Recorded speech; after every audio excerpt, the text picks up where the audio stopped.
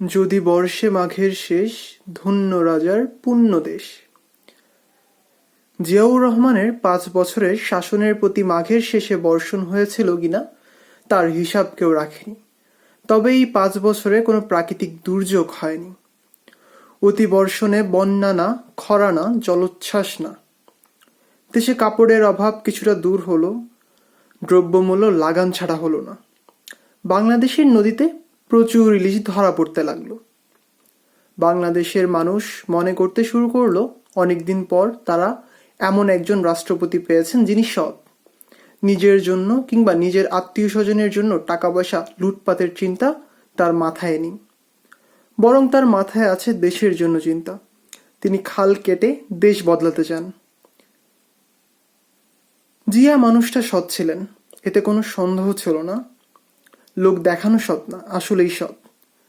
তার মৃত্যুর পর দেখা গেল জিয়া পরিবারের কোনো সঞ্চয় নেই। বাংলাদেশ সরকার